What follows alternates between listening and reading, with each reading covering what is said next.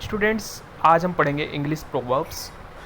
और जैसे कि आप जानते हैं कि हिंदी में आपने कई बार कुछ कहावतें पढ़ी होंगी, इसी तरह से इंग्लिश में भी कुछ कहावतें पढ़नी होती हैं। और कहावतों का बहुत यूज़ होता है। मुहावरे, कहावतें बहुत ही उपयोगी होती हैं अगर हम अपनी बात को बहुत ही प्रभावी ढंग से, इफ़ेक्टिव ढंग से दूसरों के सामने प्रस्तुत करना चाहते हैं। तो ऐसे में प्रोवर्ब्स या इडियम फ्रेजेस ये बड़े ही काम आते हैं और आपकी पर्सनैलिटी को अच्छा बनाते हैं। तो नई चीज़ पढ़ेंगे और उम्मीद है कि आपको बहुत अच्छा लगेगा पढ़ करके। तो आपने कुछ हिंदी प्रोवर्ब्स पढ़ रखी होंगी और आपने कुछ सुनी भी होंगी, लोहे को लोहा काटता है, जैसे ये कई सारी चीज़ें आपने पढ़ी होंगी। तो अगर हमें इसे इंग्लिश में बोलना हो तो कैसे बोलेंगे? Diamond cuts diamond, diamond cuts diamond, लोहे को लोहा काटता है। तो इस तरह से करके आपको ये कुछ कहावतें याद करनी है।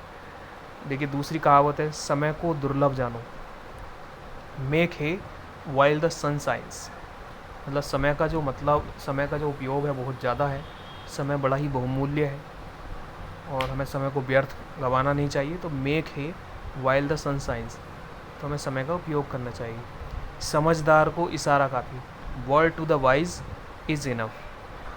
तो जैसे कि आपने सुना होगा कि समझदार को हमें बस थोड़ा सा हिंट चाहिए होता है और वो समझ जाता है क्या करना होता है। तो word to the wise is enough. तो एक छोटी सी एफर्ट करनी होती है समझदार व्यक्ति को। सब्र का फल मीठा होता है, नियर एंड फॉरवियर इज़ गुड। आपने सुना ही होगा कि जो लोग सब्र करते हैं और धैर्यवान होते हैं तो उनका कभी भी किसी विपदा में नहीं फंसते हैं, और अगर कभी बहुत बड़ी विपदा आ भी जाती है तो उससे बाहर निकल आते हैं। तो हमें सब्र रखना चाहिए, हमें धैर्य रखना चाहिए। तो अगर हमें इंग्लिश में इसको बोलना हो तो नियर एंड फॉरवियर इज़ गुड, इस तरह से बोलेंगे। होनहार विरवान के होते चीकने पात।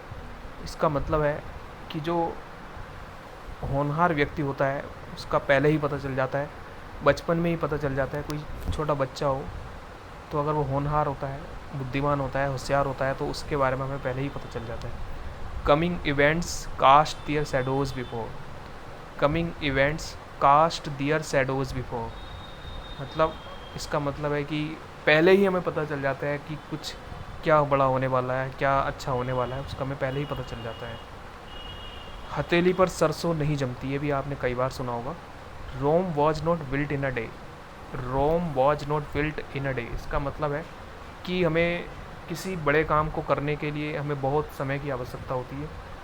कम समय में हम किसी बड़े कार्य को, महान कार्य को नहीं कर सकते हैं। तो ये कहने का मतलब हुआ, साफ जगह पर मैल बहुत ख़राब लगता है। Dirt looks dirtiest upon a snow white place. मतलब आपने देखा होगा कि बहुत सुंदर जगह है, बहुत अच्छी जगह है, तो वहाँ पे थोड़ा सा मैल भी बहुत गंदा लगता है, बहुत बुरा लगता है। तो इसको अगर हमें इंग्लिश में बोलना है तो dirt looks dirtiest upon a snow white place, इस तरह से करके हमें इसको बोलना होगा। तो आगे देखिए, अगला है, सारा जाता देखिए आधा लीजिए बाट, better give the wool than the whole sheep, better give the wool than the whole sheep. तो कहने का मतलब है कि अगर हमें पता है कि हमें बहुत बड़ा नुकसान होने वाला है तो हमें समय रहते ही उसके बारे में जान लेना चाहिए, उसके लिए हमें कदम उठाने चाहिए, उसको रोकना चाहिए। अगर बहुत बड़ा नुकसान होने वाला है तो हमें पहले ही सावधान हो जाना चाहिए और पहले से ही पता कर लेना चाहिए। सांप के सपोले ही होंगे, as the crow is so the egg be. तो आपने सुना होगा कि सांप के सपोले होंगे, जैसा बाप होता है वैसा ही बेटा होता है। तो जो दुर्जन व्यक्ति होता है तो उसका बेटा भी दुर्जन ही होगा। तो इस तरह से करके ये कुछ कहावतें होती हैं जो आपको समझ में होना चाहिए, पढ़ना आना चाहिए, और इसको याद भी करेंगे। As the crow is so the egg be, जैसा कौवा होता है वैसे ही उसका अंडा होगा। तो इस तरह से करके हम इसको लिख करके लर्न करेंगे, याद करेंगे, और उम्मीद है कि आपको ये समझ में आया होगा। तो देखिए, चलो आप देखिए, सबसे अच्छा जो एक तरीका होता है कहावतों को याद करने का वो ये होता है कि जब तक हम इसको प्रयोग नहीं करते अपनी भाषा में तब तक ये हमें मुश्किल लगती है। लेकिन जैसे ही हमें सिचुएशन के हिसाब से, कंडीशन के हिसाब से लगने लगता है कि भाई हमें किसी कहावत को वहाँ यूज़ करना है, जैसे डायमंड कट्स डायमंड, तो आप अगर पहली बार हिंदी में ही अगर इनको यूज़ करके देखेंगे तो आपकी हैबिट बन जाएगी, आपकी आदत पड़ जाएगी, और आप अच्छे से किसी भी कहावत को एक अच्छी जगह, सूटेबल जगह उसको प्रयोग कर पाएंगे।